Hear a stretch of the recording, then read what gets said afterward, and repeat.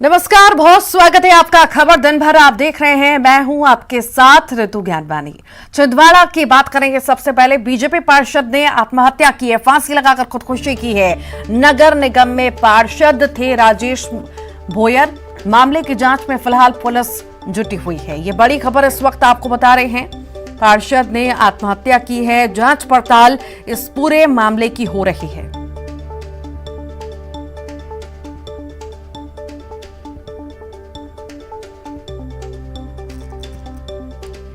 ये बड़ी खबर, फांसी लगाकर खुदकुशी की ये खबर आपको बता रहे हैं। नगर निगम में पार्षद राजेश भोयर ने आत्महत्या की है। मामले की जांच में फिलहाल पुलिस जुटी हुई है। पूरे मामले की जांच पड़ताल की जा रही है।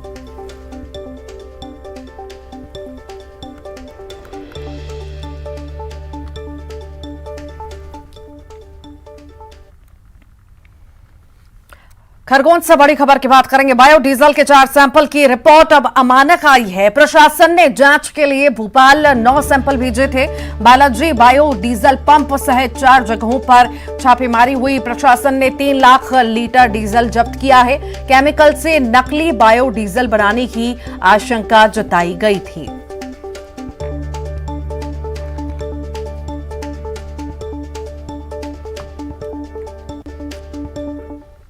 बिलासपुर से बड़ी खबर की बात करेंगे। धान खरीदी केंद्र पर अवैध धान जब्त हुआ है। खरीदी केंद्र से 152 बोरी अवैध धान जब्त किया गया है। किसान के नाम पर धान बिचौलिया बेच रहा था। कोटा क्षेत्र के करगी खुर्द खरीदी केंद्र का यह मामला है। बिचौलिए के खिलाफ पुलिस ने मामला भी दर्ज कर लिया है।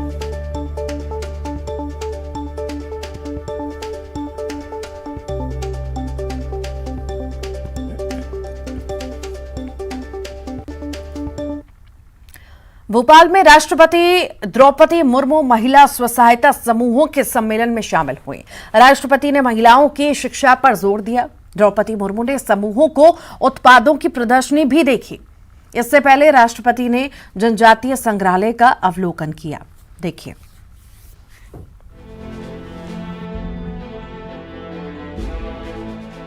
भोपाल के लाल परेड ग्राउंड में आयोजित महिला समूहों के सम्मेलन में राष्ट्रपति द्रौपदी मुर्मू ने शिरकत की। राष्ट्रपति ने समूहों के कामकाज की तारीफ की और कहा कि समूहों की आर्थिक स्थिति में सुधार आ रहा है, वहीं देश की आर्थिक दशा भी सुधर रही है। राष्ट्रपति ने महिलाओं की शिक्षा पर जोर दिया। ये सर्वविदित है कि जो भी एक पुरुष शिक्षित होता है तो मात्र एक व्यक्ति शिक्षित होता है। पुरुष जब एक महिला शिक्षित होते हैं, परंतु एक जो महिला शिक्षित होते हैं तो परिवार शिक्षित होते हैं और महिलाओं की शिक्षा पूरा समाज शिक्षित होते हैं। वहीं कार्यक्रम में सीएम शिवराज सिंह चौहान ने कहा कि राष्ट्रपति महिला सशक्तिकरण के प्रतीक हैं। द्रौपदी मुर्मू की तारीफ करते हुए मुख्यमंत्री शिवराज सिंह चौहान ने कहा कि नारी सबला है और इसे सिद्ध कर दिखाया है राष्ट्रपति द्रौपदी मुर्मू ने। नारी सबला है, नारी चाहे तो दुनिया में बड़े से बड़ा काम कर सकती है और ये सिद्ध करके दिखाया है हमारी राष्ट्रपति जी ने। इस कार्यक्रम से पहले राष्ट्रपति जनजातीय संग्रहालय गईं। यहां पद्मश्री भूरीबाई ने उनका स्वागत किया। जनजातीय परिवेश के बच्चों पर केंद्रित वीथिका के अलावा दूसरे स्टॉल्स का राष्ट्रपति द्रौपदी मुर्मू ने अवलोकन किया। इस दौरान राज्यपाल मंगू भाई पटेल और मुख्यमंत्री शिवराज सिंह चौहान भी उनके साथ मौजूद रहे। राहुल गांधी की भारत जोड़ो यात्रा को लेकर एमपी में सियासत गर्म है। कांग्रेस ने उज्जैन के महाकाल मंदिर में गर्भगृह और नंदी हॉल में फोटोग्राफी पर पाबंदी पर सवाल उठाए, तो वहीं बीजेपी का कहना है कि पाबंदी का फैसला मंदिर समिति का है।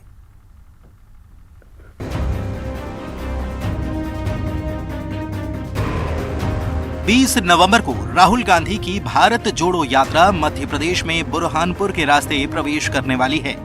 राहुल गांधी अपनी पद यात्रा के दौरान 1 दिसंबर को बाबा महाकाल के मंदिर में जाकर मत्था टेकेंगे और दर्शन करेंगे।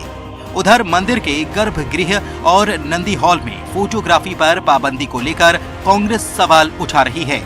पीसी शर्मा का कहना है कि राहुल गांधी की भारत जोड़ो यात्रा से बीजेपी डर चुकी है। राहुल गांधी जी 2500 किलोमीटर चलकर, पैदल चलकर कंटेनर में सोकर 25 किलोमीटर रोज पैदल चल के एक तपस्वी की तरह महाकाल पहुंचेंगे। और वो जब दर्शन करेंगे तो उनकी वीडियोग्राफी और फोटोग्राफी न हो, दुनिया को पता न चले, ये न पता चले कि ये तो राहुल जी की, कमलनाथ जी की जो सरकार थी उनका प्रोजेक्ट है। उधर कांग्रेस के आरोपों को नरोत्तम मिश्रा ने सिरे से खारिज कर दिया है। प्रदेश के गृह मंत्री का कहना था कि पाबंदी लगाने का फैसला मंदिर से प्रशासनिक समिति ने लिया है और इसका राहुल गांधी की यात्रा से कोई ताल्लुक नहीं है। कांग्रेसियों से और क्या उम्मीद की जा सकती है? ये महाकाल की अलग एक प्रशासनिक समिति है, उसका निर्णय है। राहुल गांधी इस पे लेना देना कभी नहीं रहा उनसे लेना देना, जिसने रखा उसके क्या हाल है ये देखो। महाकाल मंदिर में फोटोग्राफी पर पाबंदी को लेकर कांग्रेस भले ही हमलावर हो रही हो, लेकिन एक सच ये भी है कि मंदिर में पिछले दिनों गर्भगृह दर्शन को लेकर हंगामा हुआ था। ज्यादा से ज्यादा श्रद्धालु दर्शन कर सकें, इस लिहाज से मंदिर प्रशासन ने पाबंदी का फैसला लिया था। मंदसौर से बड़ी खबर की बात करेंगे। ट्रांसफार्मर में आग लगी है, कई इलाकों में बत्ती गुल बताई जा रही है। मौके पर फायर ब्रिगेड की टीम पहुंची है। ट्रांसफार्मर में आग लगी है, तस्वीरें आपके सामने। कई इलाकों में बत्ती गुल की भी तस्वीरें सामने आई हैं। शिकायत मिल रही है, ये एक्सक्लूसिव तस्वीरें मंदसौर की आप देख रहे हैं। ट्रांसफार्मर में आग लगी है, कई इलाकों में बत्ती गुल हो चुकी है। फिलहाल व्यवस्था देखी जा रही है कि आखिर किस तरह से राहत वहां पर मिल सके और आग पर काबू पाया जा सके। तस्वीरें आपको दिखा रहे हैं। मौके पर फायर ब्रिगेड की टीम पहुंची हुई है।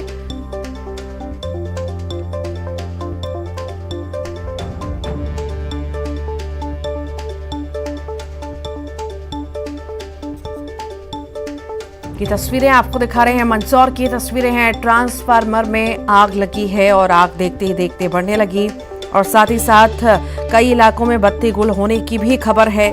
फिलहाल फायर ब्रिगेड की टीम मौके पर पहुंची है, जांच पड़ताल हो रही है और राहत देने की कोशिश जो है की जा रही है।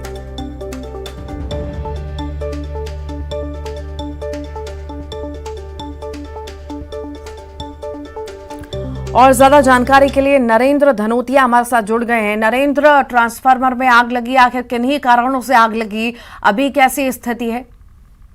देखिए, मंदसौर की स्टेशन रोड तिरुपति प्लाजा के सामने एक ट्रांसफार्मर जो सड़क के डिवाइडर पर लगा, उसमें अचानक आग लगी है। आग लगने के कारण तो अभी खुलासा नहीं हुए हैं, लेकिन ट्रांसफार्मर ने देखते ही देखते एक विकराल रूप ले लिया और थोड़ी ही देर में पूरा ट्रांसफार्मर जलकर खाक हो गया, जिसके कारण स्टेशन रोड की लगभग 10 से 15 कॉलोनियों में बत्ती गुल हो गई है। मौके पर विद्युत कंपनी के अधिकारी कर्मचारी पहुंचे हैं और नगरपालिका का फायर ब्रिगेड अमला भी पहुंचा है।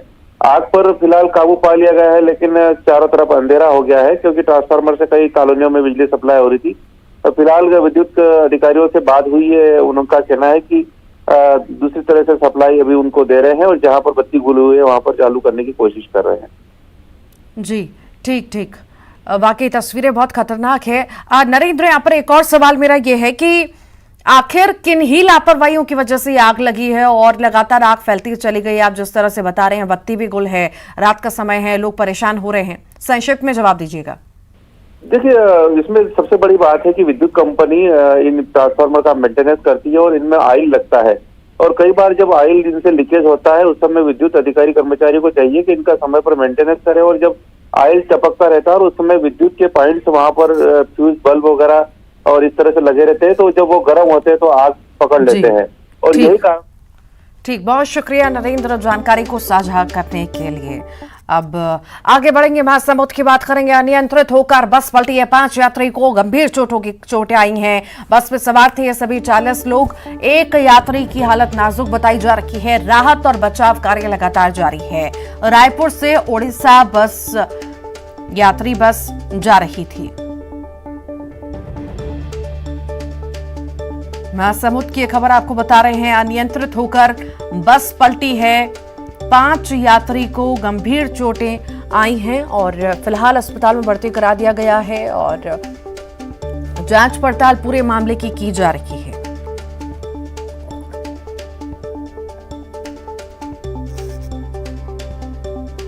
तस्वीरें आपको दिखा रहे हैं महासमुंद की तस्वीरें हैं। बस में 40 यात्री लगभग सवार थे। ये बड़ा हादसा हो गया, बस पलट गई। रायपुर से उड़ीसा बस जा रही थी, उसी दौरान ये बड़ा हादसा हुआ।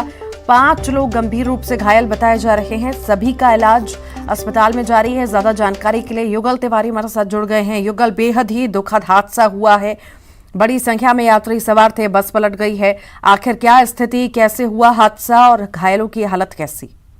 जी देखिए, ये जो हादसा हुआ है, रायपुर से उड़ीसा की ओर जा रही थी बस, और ये जो सरायपाली थाना क्षेत्र के खमार डिपा का जो बैरियर है उसके पास ये हादसा हुआ है। डॉल्फिन कंपनी का ये बस है, वही जो यात्री बस है वो अचानक अनियंत्रित होकर पलट गई है और एनएच पर ये पूरा हादसा हुआ है। इस बस में 40 लोग सवार थे।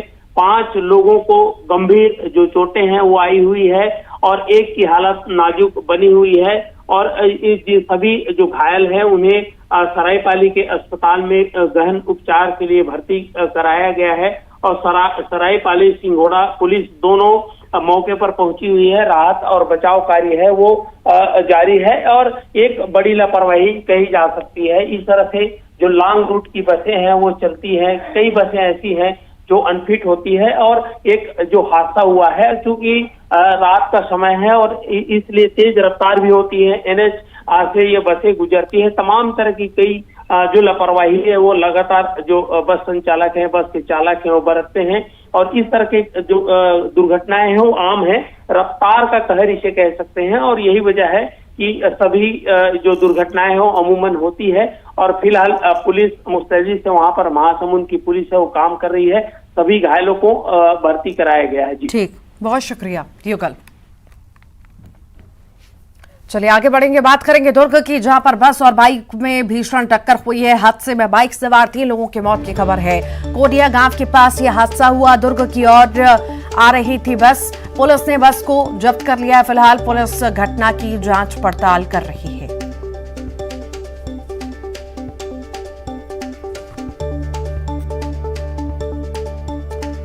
तो ये बड़ा हादसा हुआ है। फिलहाल इस पूरे मामले में जांच पड़ताल हो रही है। पुलिस मौके पर मौजूद है। घटना की जांच की जा रही है। बता दें, बस और बाइक में भिड़ंत हुई है और ये जोरदार टक्कर होना बताई जा रही है, जिसमें 3 बाइक सवारों की मौत हो गई। कांकेर से बड़ी खबर की बात करेंगे। शहर के टिकरापारा में फिर भालू गड़िया पहाड़ से लगे इलाके में भालू दिखा है। टिकरापारा में रोजाना पहाड़ से भालू पहुंच रहे हैं। शाम होते ही रिहायशी इलाके में भालू पहुंच जाते हैं। वन्य प्राणी भोजन की तलाश में रिहायशी इलाके में पहुंच रहे हैं।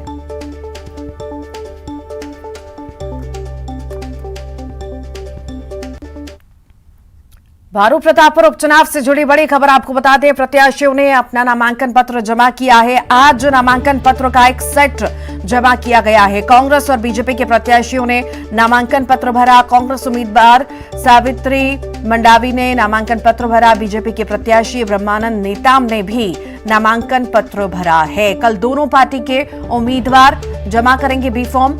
कल दोनों पार्टी शक्ति प्रदर्शन करेगी। कल सुबह 11 बजे कांग्रेस प्रत्याशी नामांकन पत्र जमा करेंगी। सीएम भूपेश बघेल, पीसीसी अध्यक्ष, सभी मंत्री, विधायक, संसदीय सचिव और प्रदेश पदाधिकारी मौजूद रहेंगे। बीजेपी के बड़े नेताओं की मौजूदगी में ब्रह्मानंद नेताम जमा करेंगे नामांकन पत्र। चारामा में बीजेपी करेगी अब सभा। रमन सिंह, अरुण साव, ब्रजमोहन अग्रवाल समेत कई बड़े नेता मौजूद रहेंगे। तो वहीं कांग्रेस ने अपनी जीत का दावा किया है।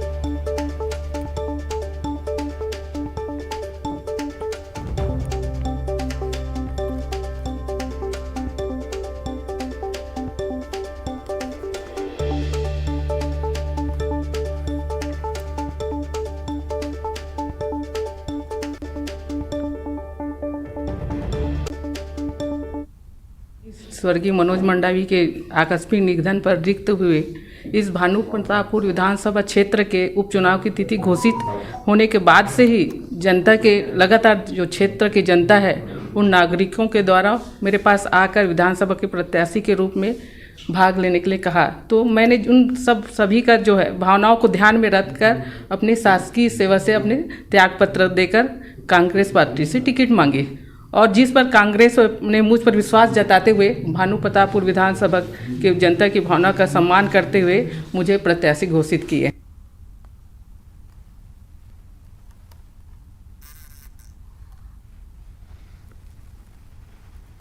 और ज्यादा जानकारी के लिए खेम नारायण शर्मा हमारे साथ जुड़ गए हैं। खेम नारायण, नामांकन पत्र तो भर दिया गया है, बी फॉर्म भरने की अब तैयारी है, शक्ति प्रदर्शन दोनों ही पार्टियों द्वारा कल किया जाएगा।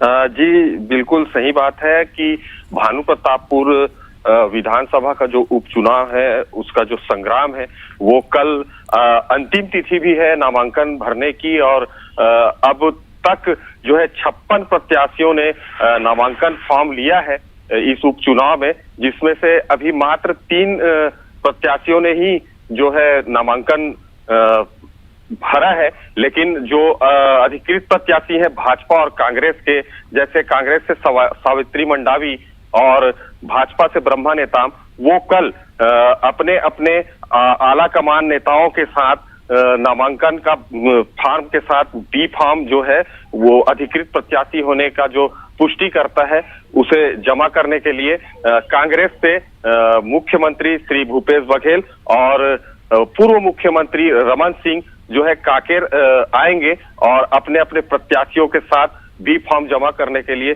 कलेक्ट्रेट परिसर में पूरे दल बल के साथ जाएंगे। जी ठीक, बहुत शुक्रिया।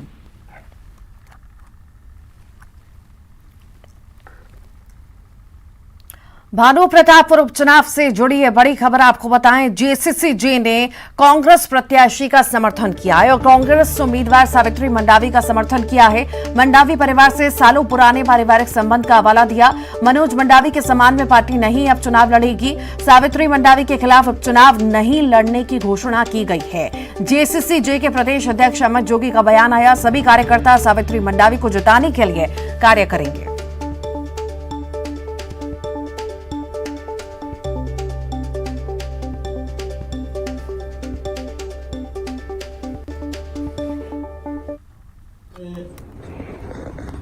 श्री मनोज मंडावी के आकस्मिक निधन के कारण उपचुनाव की स्थिति बनी है। यह सर्वविदित है कि मनोज मंडावी जी और मेरे पिताजी के बीच बहुत घनिष्ठ संबंध रहे हैं। जोगी परिवार और मंडावी परिवार के बीच में जो रिश्ता है वो दलगत रिश्ता नहीं है, दल से कहीं बढ़कर दिल का रिश्ता है। और जब भाभी जी का, श्रीमती सावित्री मंडावी जी का नाम सामने आया है तो उनके विरुद्ध में चुनाव लड़ना इसका प्रश्न ही नहीं उठता।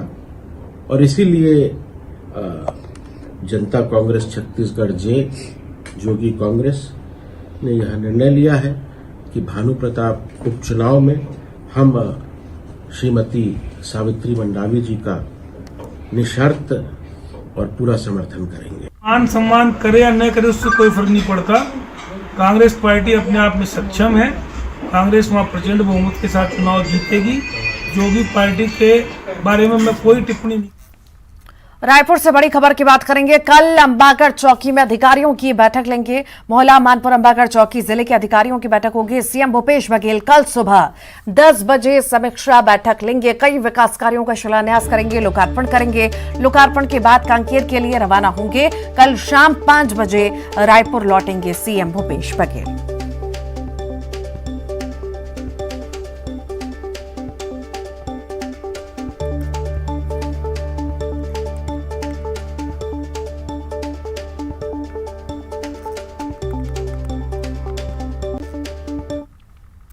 राजनांदगांव के डोंगरगढ़ में सीएम भूपेश बघेल ने नीचे मंदिर में माता बमलेश्वरी की पूजा अर्चना की।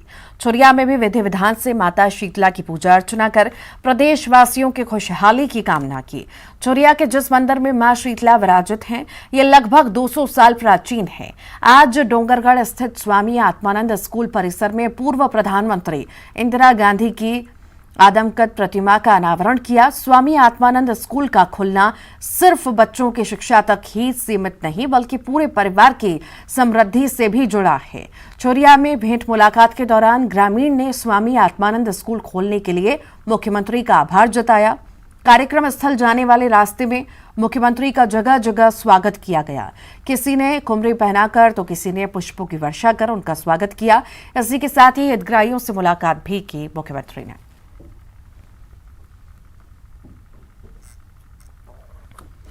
मुख्यमंत्री भूपेश बघेल ने भेंट मुलाकात कार्यक्रम के दौरान राजनांदगांव के खुज्जी विधानसभा क्षेत्र में लोगों से मुलाकात की।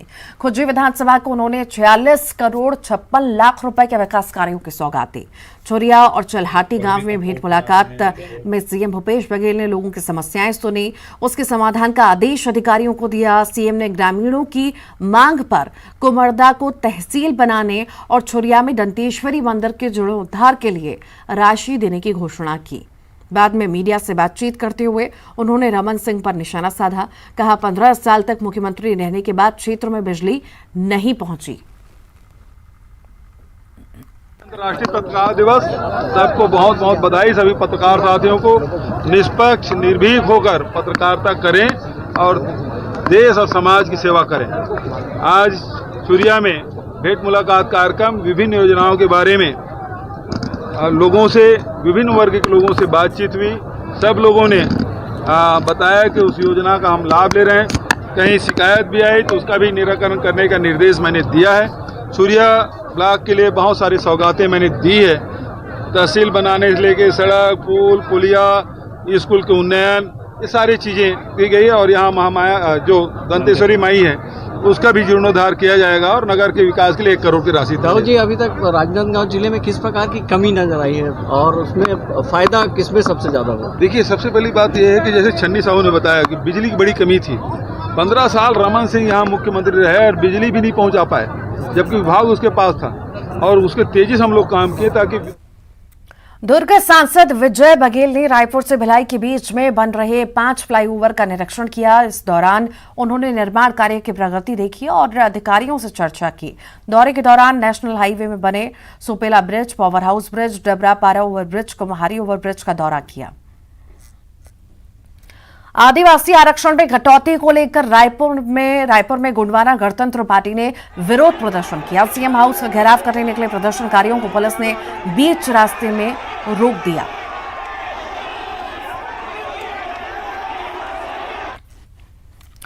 और अभी तक आपने हिंदू रीति रिवाजों के मुताबिक यहाँ 2 शादियां सुनी होंगी, लेकिन यूपी के जालौन से एक ऐसा मामला सामने आया जिसे सुनकर आप हैरत में पड़ सकते हैं। जी हां, यहाँ के रहने वाले एक शख्स पेशे से डॉक्टर हैं, लेकिन अपनी हरकतों को लेकर उसने सारी हदें पार कर दी। यूपी के जालौन के रंडर थाने के रहने वाले राजवीर ने 1 नहीं 2 नहीं बल्कि 3 शादियां की। इसके अलावा चौथी महिला से भी अवैध संबंध है, ऐसा आरोप मध्य प्रदेश की रहने वाली उसकी तीसरी पत्नी ने लगाया। डॉक्टर की पत्नियों की कहानी इतनी उलझ गई कि इसकी गुत्थी सुलझाना पुलिस के लिए भी सरदर्द है। फिलहाल डॉक्टर की तैनाती कानपुर देहात के पुखराया के सामुदायिक स्वास्थ्य केंद्र में की गई है।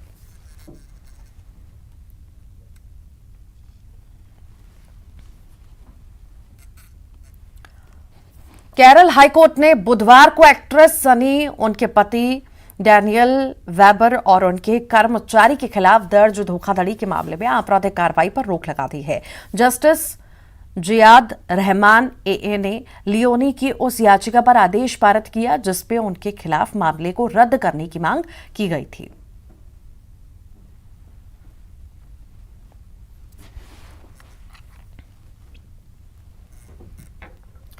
और इसी के साथ ही खबर दिन भर के इस बुलेटिन में इतना ही।